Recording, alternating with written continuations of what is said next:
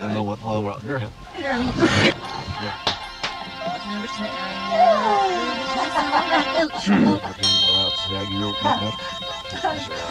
Chapter 12, In the Vortex.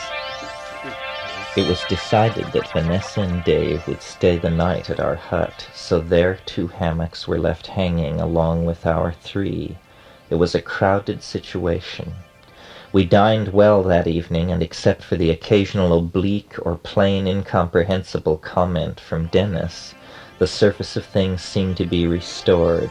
Vanessa's ankle remained bad, and much attention was directed toward this difficulty, almost in tribute to its being so palpable in contrast to most of what was going on.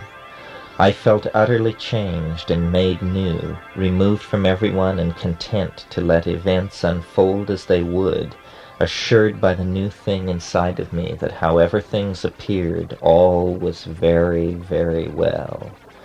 The last rave of this long, amazing day came after dinner in the firelight, when from his hammock Dennis broke the silence to explain that this night in our dreams we would learn a series of things that would end with us severing our connection to our bodies long before morning. We would reassemble in our perfected astral forms on the bridge of a starship that was in geosynchronous orbit 22,000 miles above the Amazon basin. This was the second of the self-limiting prophecies that had been made since the experiment. The first had been the effort to meditate backward to one's birth, attempted that morning. In retrospect, I now see that this eschatological hysteria was one of the chief ways in which my thinking seemed radically different. Over the next weeks and years, there would be many more of these self-testing prophecies, many scenarios of the possible way the world might undergo eschatological transformation. 4 days from the experiment, 5, 7, 10, 16, 21, 40, 64, all were times awaited with hope and willful suspension of disbelief, and all came and went with the eschaton still all-pervading, still very elusive. The idea of a dimension-roving lens vehicle, once articulated, was never far away. His statement was also the first appearance of the UFO image in Dennis' thought since the experiment, a theme to be articulated in 1,000 ways in the days that were to follow. The equation Lapis equals self equals UFO was the operating assumption of Dennis' long voyage of self-discovery and return. With these images of death in sleep and rebirth inside a starship ringing in our minds, we turned in, thoroughly exhausted.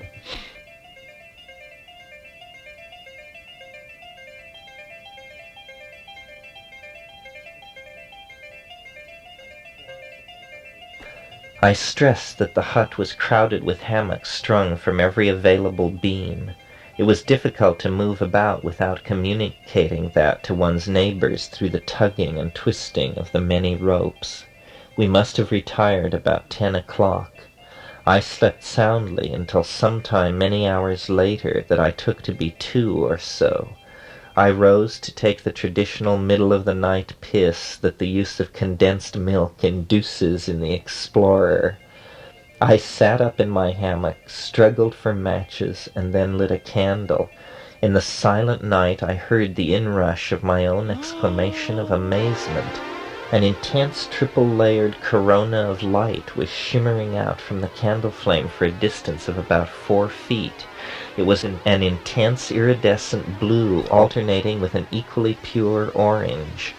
I was immediately reminded of the aura of light that surrounds the body of the resurrected Christ in the painting of that subject by Matthias Grunewald. I understood that he must have seen the same thing that I was seeing now, and later incorporated it into his resurrection. Simultaneously, as though I was having a yet deeper thought, I somehow intuitively understood that the distortion or polarizing of the light of the flame that I was seeing was an effect caused by the distortion of psychic space-time induced by our experiment and the nearby presence of the lapis. This thought was followed by another. Perhaps the temporal and spatial distance from the stone could be gauged by the intensity of the colors in the aura of light around a simple candle. The distortion from light from a candle to act as a detector of the philosopher's stone. I thought of Diogenes prospecting for the good. Was that what he was doing? I thought of the phrase, "It is better to light one candle than to curse the darkness." And I laughed. I awakened Eve, and she sleepily confirmed the colors around the candle, but it communicated nothing to her of what it communicated to me. She rolled over, and when I returned from going outside, she was snoring softly. As I climbed back to my hammock, I counted heads and noticed that everyone was present and seemingly completely asleep. I lay awake a long time, thinking. All seemed still. As breakfast unfolded the following morning, the 6th of March, it became clear that the restful sleep I had imagined we had all shared the night before had been anything but that. From Dennis, still disorganized but ample comments, it emerged that he had, or imagined he had, a very active night. Closely questioned, it came out that he was completely convinced that sometime during the night he had arisen and dressed, and then had a series of nocturnal adventures that involved going alone in the darkness to the thundering immensity of the Choro over a mile away, then returning to climb and spend some time in a large tree near the edge of the mission before making his way back across the pasture and returning to his hammock strung among all the others. The thought of him wandering around during the night on those trails without his glasses, falling in and out of shamanic ecstasy, perhaps howling and otherwise paleolithically comporting himself, was too much for me.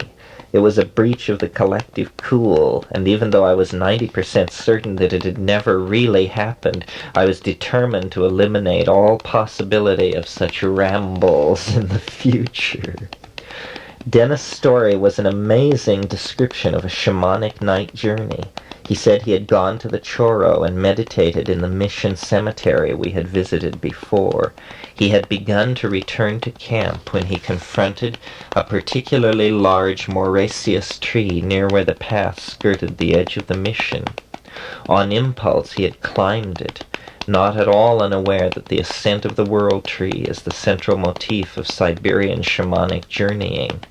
As he climbed the tree, he felt the flickering polarities of many archetypes, and finally, as he reached the highest point in his ascent, something which he called the Vortex opened ahead of him, like a swirling enormous doorway into time. He could see the cyclopean megaliths of Stonehenge, and beyond those ring stones, revolving at a different speed and at higher plane, the outline of the pyramids, marble-faceted and gleaming as they have not done since the days of pharaonic Egypt. And yet further into the turbulent maw of the vortex he saw, to mysteries ancient long before the advent of man, titanic, archetypal forms on worlds unimagined by us, the arcane machineries of sentient agencies that swept through this part of the galaxy when our planet was young and its surface barely cooled. This machinery, these gibbering abysses touched with the cold of interstellar space and eon-consuming time, rushed down upon him. He fainted, and time, who can say how much time, passed by him.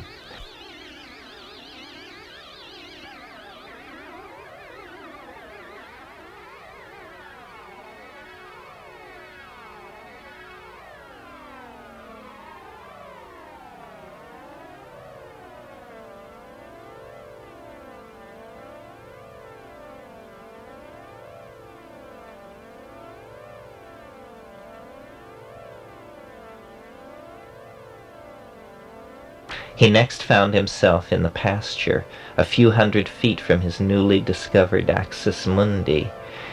If he fell from the tree, it did not seem to have hurt him. Amazement, exultation, fear, and confusion were all present in his thoughts.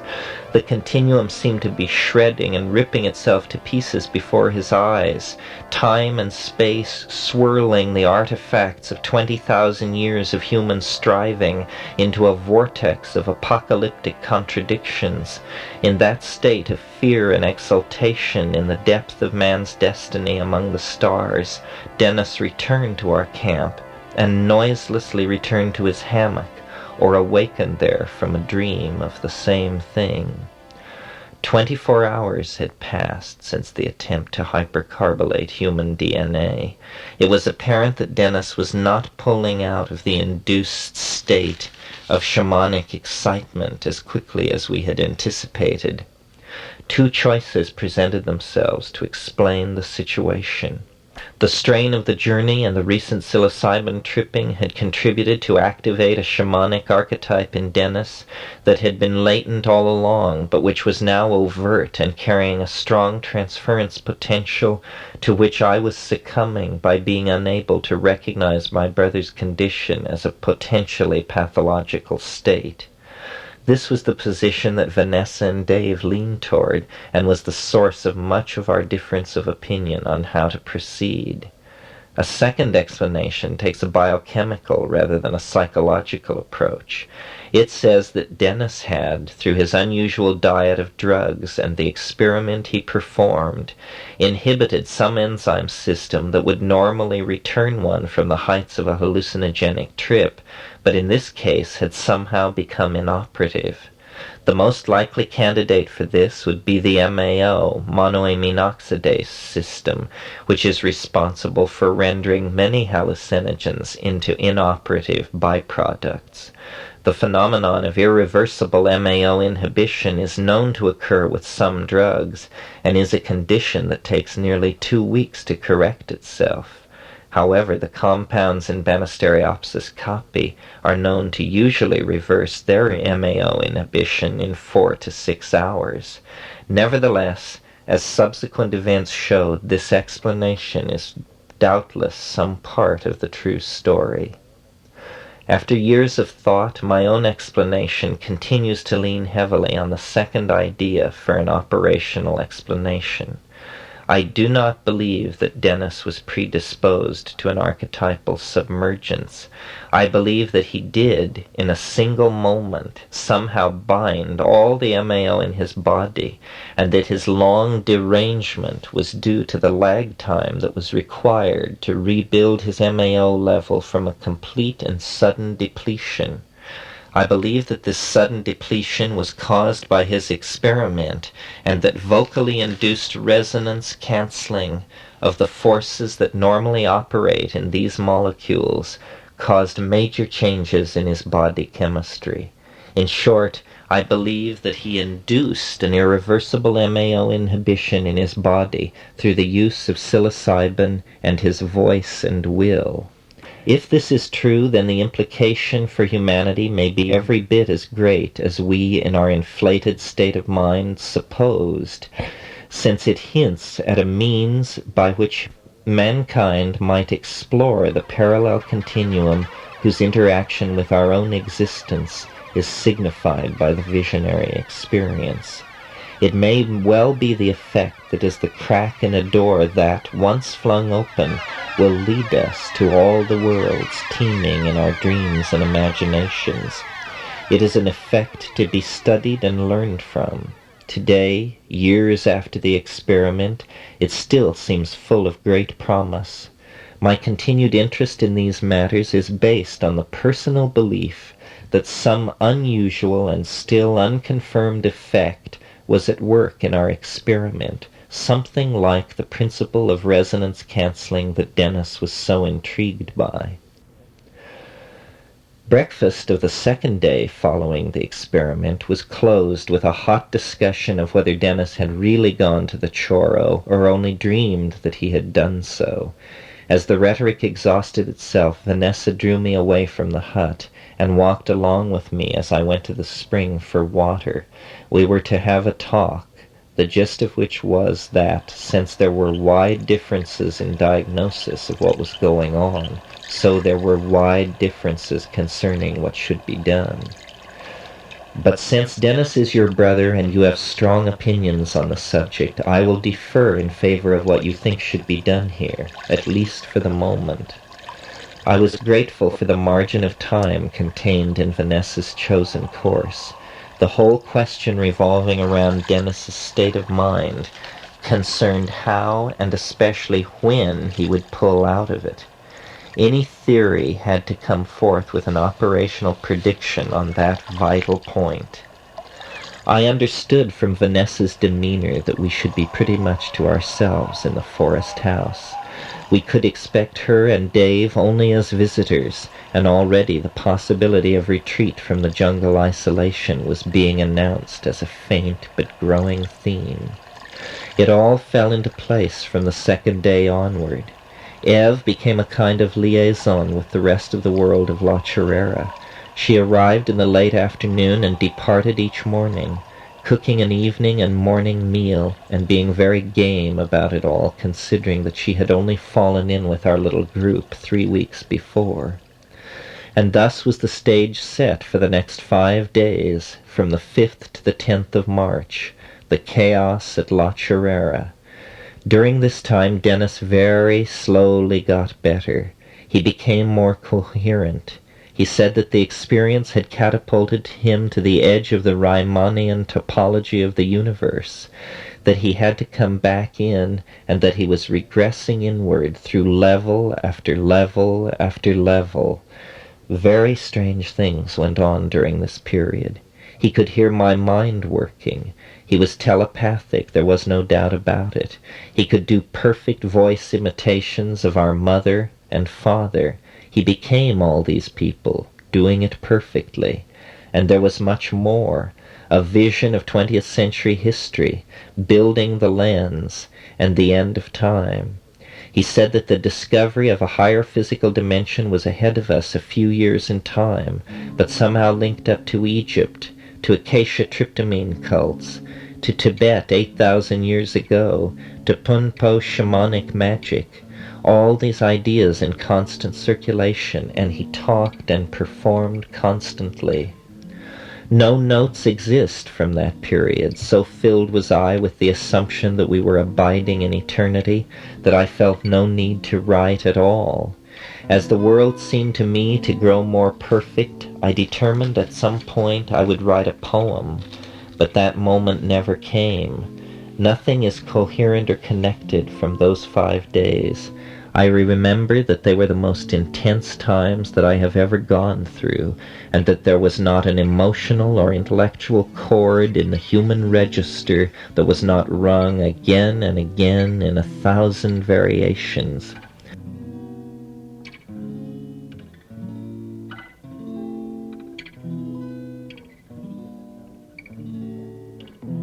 In the notes made week after those times, I could only summarize those 5 days by labeling them absurdly: fire, water, earth, man, peace. I sat and Dennis raved. Without his glasses, his eyes were wild and unsettling to look into. Since the night of his contested shamanic ramble, I had formed the intention not to sleep, but to stand watch constantly, day and night. For the next 9 days I neither slept nor needed sleep, though I know that such cases are on record. For years after the experience, the lack of a need for sleep for 9 days, which I personally underwent, seemed to me the most solid argument for the reality of the forces that we experimented with. For I did not merely not need to sleep, but was constantly thinking in a rich, calm, image-filled way that made my normal thought process seem a pale and jerkily animated shadow of the mental power that I felt throughout the sleepless period and long afterward. The time that we were moving through seemed made of the reflections of what had preceded it and what was to follow. The first night that followed upon my decision not to sleep was passed in deep reverie and a growing amazement that I was actually functioning without any apparent need of sleep. In the last of the darkness before dawn, at a time that I felt was exactly the time when we had performed the experiment 2 days before, I heard Dennis stir in his hammock inside the hut. Then I heard, low but strong and clear, the same ululating howl that had catapulted us into a new world 48 hours before.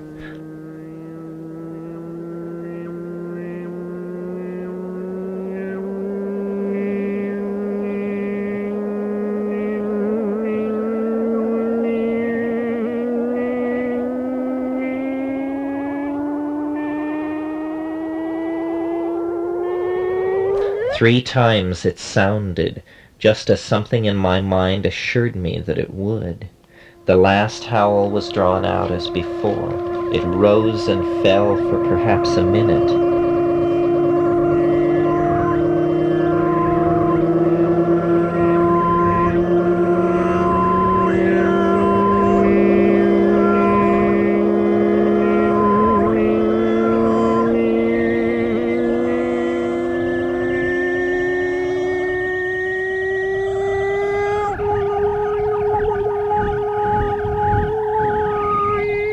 Then, as it faded away, I again heard the cock crow drifting across the whitening air from the mission.